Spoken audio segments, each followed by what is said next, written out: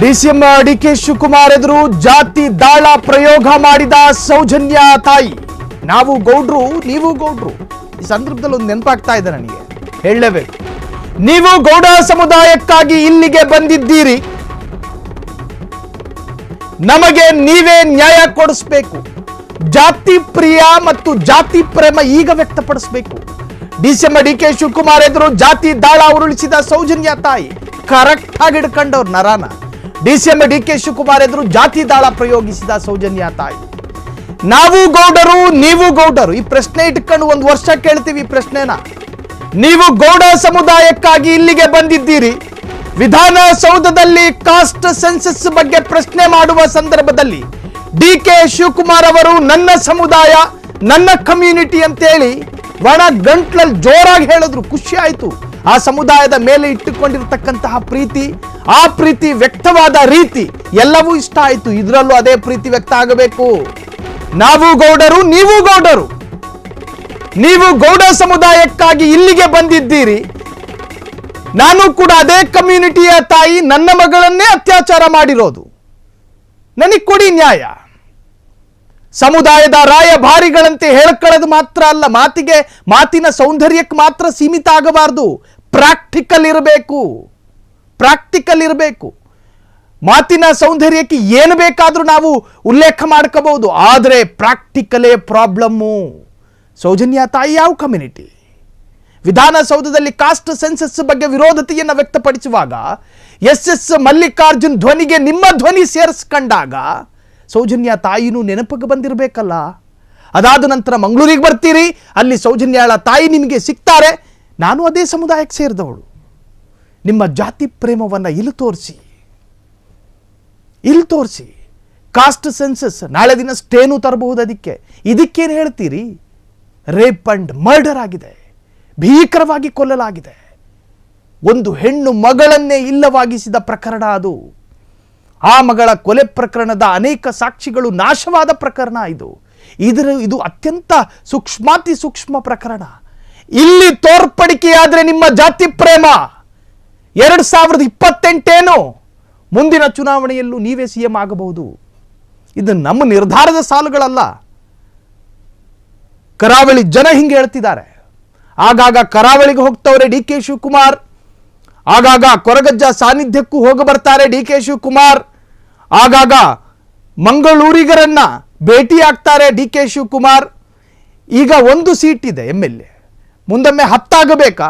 ಇದರಲ್ಲಿ ನಮ್ಮ ಪರ್ಫಾರ್ಮೆನ್ಸ್ ಅನ್ನು ತೋರಿಸಬೇಕು, ನ್ಯಾಯಯುತವಾದಂಥ ಪರ್ಫಾರ್ಮೆನ್ಸ್. ಡಿಸಿಎಂ ಡಿಕೆ ಶಿವಕುಮಾರ್ ಮುಂದೆ ಜಾತಿ ದಾಳವನ್ನ ಬೀಸಿದ ಕುಸುಮಾರ ಕಟ್ಟ ಕಡೆಯ ನ್ಯಾಯಕ್ಕಾಗಿ ಮನವಿ. ಇನ್ನು ಯಾವ ರೂಪದಲ್ಲಿ ಆ ತಾಯಿ ಮನವಿ ಮಾಡ್ಕೋಬೇಕು? ದೇಶದ ಪ್ರಧಾನಿಗೆ ಪತ್ರ ಬರೆದ್ರು, ದೇಶದ ಮುಖ್ಯಮಂತ್ರಿ ಜೊತೆ ಮನವಿ ಮಾಡ್ಕೊಂಡ್ರು, ದೇಶದ ಗೃಹ ಸಚಿವರ ಜೊತೆ ಅಂಗಲಾಚಿ ಬೇಡ್ಕೊಂಡ್ರು, ರಾಜ್ಯದ ನಾನಾ ಪಕ್ಷದ ರಾಜಕಾರಣಿಗಳ ಕಾಲಿಡ್ಕೊಂಡು ನರಳಾಡಿದ್ರು. ಇವತ್ತು ಕನಕಪುರದ ಬಂಡೆಯ ಜೊತೆ, ಕನಕಪುರದ ಕುಬೇರನ ಜೊತೆ, ಭಾರತದ 2ನೇ ಅತಿ ದೊಡ್ಡ ಶ್ರೀಮಂತ ಶಾಸಕನ ಜೊತೆ ಅಂಗಲಾಚಿ ಬೇಡ್ಕೊಂಡಿದ್ದಾರೆ. ಅಂಗಲಾಚಿ. ಇದಕ್ಕೆ ಉತ್ತರ ಕೊಡೋದಕ್ಕೆ ಸಾಧ್ಯನಾ? ಇದಕ್ಕೆ ಉತ್ತರವನ್ನ ನೀವು ಕೊಟ್ಟಿದ್ದೇ ಆದಲ್ಲಿ ಕರಾವಳಿಯನ್ನ ನೀವು ಗೆದ್ರಿ, ಮಂಗಳೂರನ್ನ ಗೆದ್ರಿ.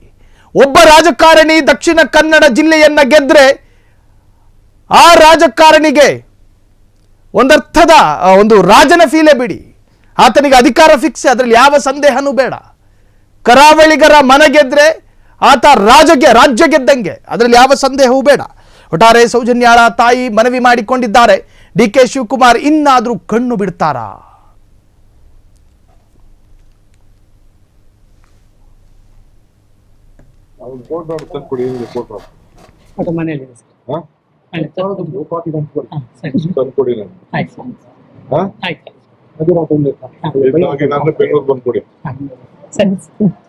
ನೋಡೋಣ ಏನದೇ ಕೋರ್ಟ್ ಏನ್ ಹೇಳ್ತದೆ ನೋಡ್ಬಿಟ್ಟು ಹೇಳಕ್ ಹೋಗ್ಬೇಡಿ. ಬೇರೆ ರಾಜಕೀಯದವ್ರ ಜೊತೆ ಸೇರ್ಬೇಡಿ.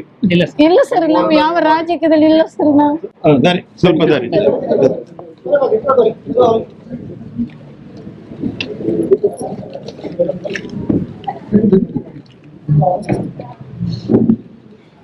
ನನ್ನ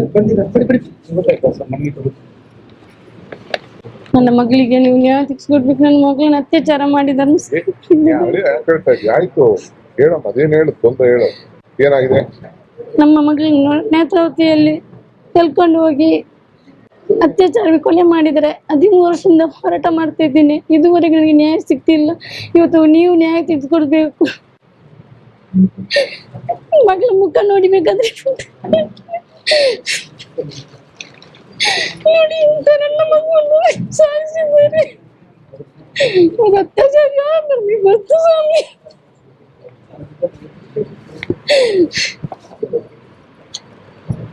ಏನಾಯ್ತು ಈಗ? ಕೋರ್ಟಲ್ಲೆಲ್ಲ ಏನಾಯ್ತು? ಕೋರ್ಟಲ್ಲಿ ಇವಾಗ ಸುಪ್ರೀಂ ಕೋರ್ಟ್ಗೆ ಯಾಕಂತ ಹೇಳಿದ್ದಾರೆ. ಅಪೀಲ್ ಕಮಿಟಿ ಮಾಡಿ ಸರ್ಕಾರಕ್ಕೆ ಒತ್ತಾಯ ಮಾಡಿದ್ದಾರೆ ಕೋರ್ಟು.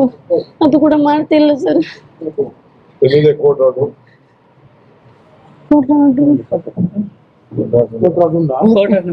ನಮ್ಮ ಹತ್ರ ಇಲ್ಲ ಇವಾಗ.